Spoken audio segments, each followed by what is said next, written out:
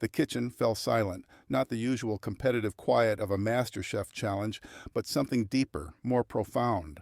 Marcus Williams stood at Station 4, his hands moving across ingredients with surgical precision, and despite being born completely blind, he was creating something that defied every assumption Gordon Ramsay had ever held about cooking. When Marcus finally spoke, his voice carried the quiet confidence of someone who had learned to see the world differently. "I've never seen color, but I can taste the rainbow in every dish." Gordon, who had been watching from across the kitchen with growing amazement, felt something crack inside his chest. And in that moment, 20 cameras captured the exact second when a cooking competition became a masterclass in human potential that would change everyone's understanding of what it truly means to cook with all your senses. The cameras kept rolling, but this was no longer about culinary competition. This was about a 28-year-old chef who had spent his entire life developing an extraordinary relationship with food through touch, smell, sound, and taste, and what happened when his unique gift left a legendary chef speechless with admiration. It started as the most challenging mystery box challenge of the season. 8 contestants remained after weeks of grueling eliminations, each one fighting for their place in the semi-finals. The MasterChef kitchen blazed under studio lights, every surface gleaming with the kind of perfection that made great television. Gordon Ramsay commanded the space with his signature intensity, his white chef's coat pristine, his energy crackling with anticipation. "Today's mystery box," Gordon announced, his voice cutting through the kitchen's electric tension, "contains ingredients that will test not just your technical skills, but your intuition, your creativity, and your ability to create harmony from chaos." 8 contestants stood behind their stations, silver boxes gleaming under the harsh studio lights. Among them was Marcus Williams, 28 years old, standing perfectly straight at Station 4. He wore the same white chef's coat as everyone else, carried himself with the same professional confidence, but there was something different about the way he held his head, slightly tilted as if he was listening to something no one else could hear. What the cameras captured but didn't emphasize, what the producers had briefed the crew about but hadn't made a spectacle of, was that Marcus had been born completely blind. He'd never seen the color of a tomato, never watched flames dance under a pan, never observed the visual cues that most chefs relied on. But what he lacked in sight, he'd developed in ways that bordered on supernatural, an ability to cook that transcended the visual and entered a realm of pure sensory artistry. "You may lift your boxes," Gordon commanded. 90 minutes to create a dish that showcases perfect technique and bold flavors. Your time starts now." 7 contestants immediately dove into their boxes, grabbing ingredients with obvious strategies in mind. Marcus approached his box differently. While others were scanning for proteins and vegetables with their eyes, Marcus placed both hands on the edge of his box and took a deep breath. He didn't grab, he explored. His fingers moved across each ingredient like a pianist reading Braille music. Duck breast. He felt the firmness of the meat, the thickness of the skin, the way it gave slightly under pressure, telling him about the quality and aging.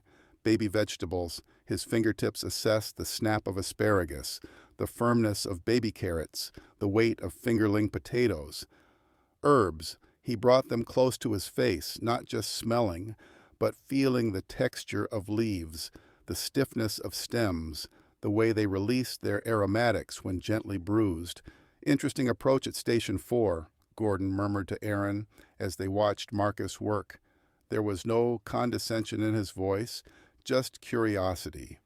Gordon had worked with thousands of chefs, but he'd never seen anyone select ingredients quite like this.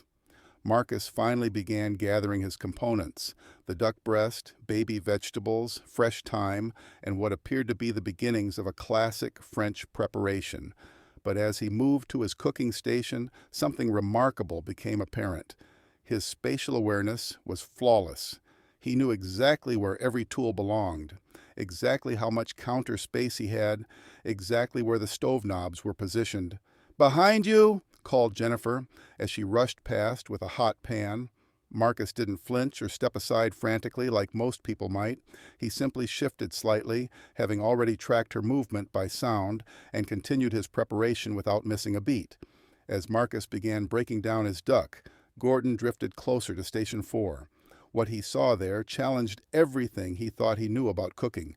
Marcus's knife work was extraordinary, not just competent, but beautiful. His fingers acted as guides, maintaining perfect spacing and consistency, while his blade moved in smooth, controlled motions. He was scoring the duck skin in a perfect crosshatch pattern, creating uniform squares that would render the fat evenly. Every cut was precise, deliberate, confident. "How do you know the skin is properly scored?" Gordon asked, genuinely curious.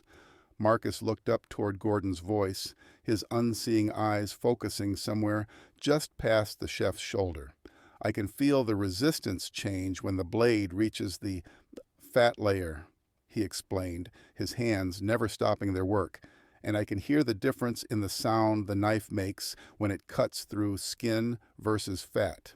Gordon watched as Marcus seasoned the duck. Instead of the casual sprinkling most home cooks used, Marcus held the salt and pepper at specific heights, moving in controlled patterns, his other hand feeling the distribution across the meat's surface. 30 minutes in," Gordon announced to the kitchen, but his attention remained fixed on Station 4. Marcus had moved to preparing his vegetables with the same methodical precision. He was turning the carrots, a classical French technique that required perfect knife control, and creating seven-sided oblongs of identical size. Gordon had seen culinary school graduates struggle with this technique, yet Marcus was executing it flawlessly, using only touch to guide his blade. "Marcus," Gordon said, moving closer, "that's exceptional knife work." "Thank you, Chef," Marcus replied, never pausing in his preparation. "My culinary school instructors told me that classical techniques are even more important when you can't rely on visual cues. Every cut has to be deliberate. Every movement has to have purpose." As Marcus heated his pan for the duck, Gordon noticed something else remarkable. Marcus wasn't just listening for the sizzle that indicated proper temperature. He was feeling the heat radiating from the pan, with his hand held several inches above the surface, reading thermal cues that most sighted cooks ignored.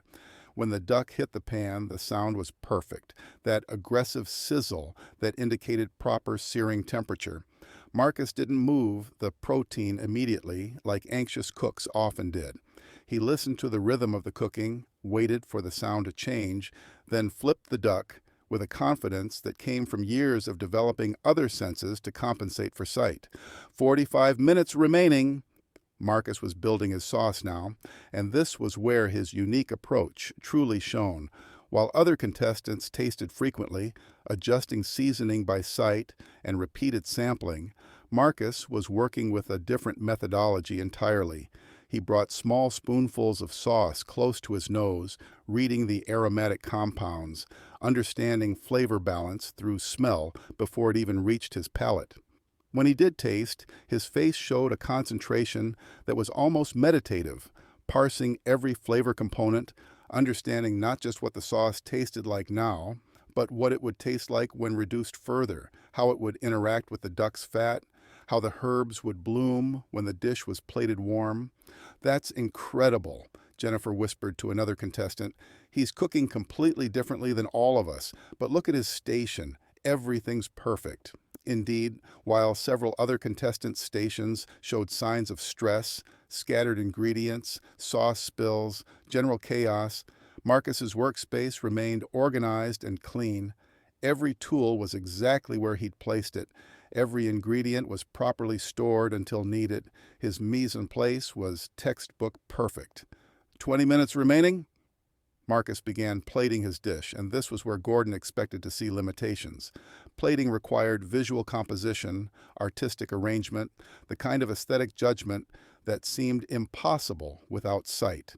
Instead, Gordon watched in amazement as Marcus created a plate that looked like it belonged in a Michelin-starred restaurant. Marcus used the heat from the plate itself to guide his placement, warm spots where he'd position the duck to keep it at optimal temperature, cooler areas for delicate garnishes. His fingers traced the rim of the plate, creating geometric patterns with his sauce that were both beautiful and functional. His vegetables were arranged not randomly, but in careful composition that showed understanding of balance, color contrast, and visual flow, even though he'd never seen any of it. "How do you know how the plate looks?" Gordon asked, watching Marcus make final adjustments. "I feel the balance," Marcus explained, his hands making tiny adjustments to vegetable placement, weight distribution, temperature patterns, the way the sauce flows. "Food has architecture, chef, and architecture has logic that goes beyond what you can see." "Time! Hands up! Step back!" Marcus stepped back from a plate that looked like artwork. Perfectly cooked duck breast sliced to reveal rosy pink interior, vegetables turned with classical precision, sauce pooled and dotted in patterns that created visual interest. It was a dish that wouldn't have looked out of place in Gordon's own restaurants, but the real test was still coming, the tasting. Gordon approached Marcus's station with the other judges, and for once he seemed genuinely uncertain about what he might discover. The dish looked flawless, but appearance meant nothing if the flavors didn't deliver. Gordon cut into the duck breast. The knife slid through easily, revealing a perfect medium-rare cook throughout. The skin crackled audibly, properly rendered and crispy. He took a bite, and his expression shifted immediately. The duck was cooked flawlessly. The seasoning was spot on. The sauce showed perfect balance of acidity and richness. The vegetables retained their texture while absorbing complementary flavors. It wasn't just good, it was exceptional. But more than that, there was something else in the dish, a completeness, a harmony that spoke to a level of understanding that went beyond technique. This wasn't just a well-executed dish, it was food that had been created with profound love and respect for the ingredients. Gordon chewed slowly, his expression growing more thoughtful with each bite. When he finally swallowed, he looked at Marcus with something approaching awe. "Marcus," Gordon said, his voice softer than usual, "in 30 years of professional cooking, I have never, and I mean never, tasted a dish that so perfectly captured the essence of classical French technique while showing such deep understanding of flavor development." Marcus stood quietly, his hands clasped behind his back, waiting for the complete critique. "The duck is cooked absolutely perfectly," Gordon continued. "The vegetables show knife skills that would make French chefs jealous. And the sauce," Gordon paused, taking another taste. "The sauce shows a level of seasoning and balance that I struggle to teach to experienced cooks." Gordon looked around at the other contestants, all of whom were watching with expressions of amazement and respect. "But beyond all of that," Gordon said, his voice taking on a quality that suggested he was processing something profound, "this dish tastes like it was created by someone who understands food in a way that goes deeper than sight, deeper than appearance. This tastes like cooking at its purest level." That's when Marcus spoke, and his words would echo in that kitchen long after the camera stopped rolling. "Chef, I've spent my whole life learning to cook with senses that most people ignore," Marcus said. "I listen to the way oil sounds when it's the right temperature. I feel the way proteins change texture as they cook. I smell the way vegetables release different aromatics at different stages of preparation." Marcus paused, his unseeing eyes focused somewhere in Gordon's direction. "I've never seen the color red, but I know what umami tastes like in my bones. I've never watched flames dance, but I can feel heat patterns that tell me exactly when to flip proteins. I've never seen plating techniques, but I understand food balance in ways that go beyond visual composition." The kitchen was completely silent now. Every contestant, every crew member, every person in that space was focused on Marcus's words. "Most people cook with their eyes first," Marcus continued. "They see something beautiful and try to recreate it. But I cook with my heart first, my nose second, my hands third, and my palate last, and somehow that's taught me that the most important ingredient in any dish isn't something you can see. It's the love and respect you bring to the process." Gordon stood quietly for a long moment, and when he finally spoke, his voice carried a weight that surprised everyone, including himself. "Marcus," Gordon said, You've just taught me something about cooking that I didn't know I needed to learn. Behind the scenes, Gordon made a decision that was unprecedented in MasterChef history. Marcus, you're not just safe from elimination, Gordon announced. You've earned something that we've never awarded before, a guaranteed spot in the finale. The kitchen erupted in applause, but it wasn't the competitive clapping of reality television. It was genuine appreciation for witnessing something extraordinary. But Gordon wasn't finished.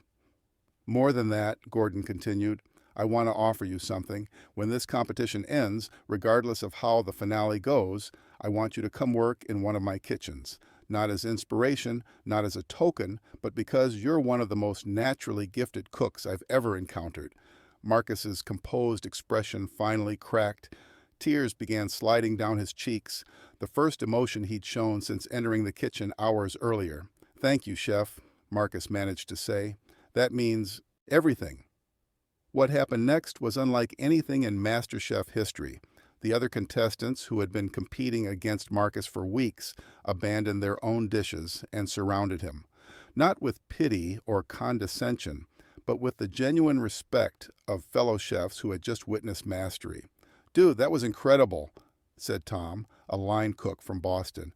I've been cooking for 15 years, and I learned more watching you work for 90 minutes than I learned in my last semester of culinary school. The way you seasoned that sauce, added Jennifer, shaking her head in amazement. I was watching you taste it, and I couldn't figure out how you knew it was perfect, but it was absolutely perfect. Gordon watched the group surrounding Marcus and realized something that would change how he approached cooking education for the rest of his career.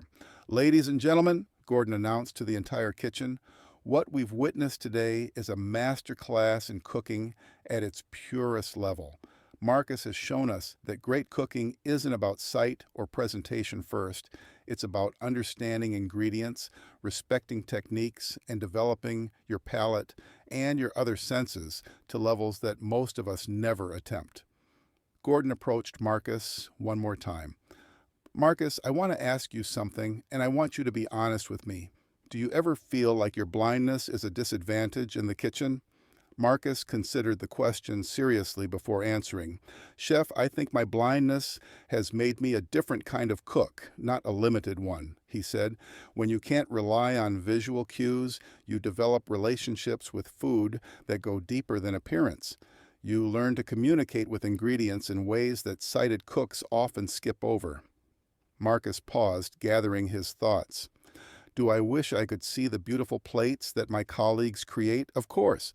But I also know that I can create flavors and textures that surprise people precisely because I'm not constrained by how things are supposed to look. My food has to taste extraordinary because that's the only way I can communicate with it. The episode, when it aired, became more than television. Culinary schools across the country began incorporating blind cooking exercises into their curricula. Restaurants started developing training programs that emphasized non-visual cooking skills. The James Beard Foundation invited Marcus to demonstrate his techniques at their annual symposium. But perhaps most importantly, the episode changed how people thought about disability and capability, about limitation and adaptation, about the difference between overcoming obstacles and transforming them into advantages. Marcus went on to win the entire MasterChef competition, but by then the victory was almost secondary. He'd already proven something more valuable than winning a cooking show. He'd proven that excellence has many forms, and sometimes the most extraordinary achievements come from those who approach familiar challenges in completely unfamiliar ways. Today, Marcus runs the culinary training program at Gordon's flagship restaurant, where he teaches both sighted and visually impaired cooks advanced sensory techniques.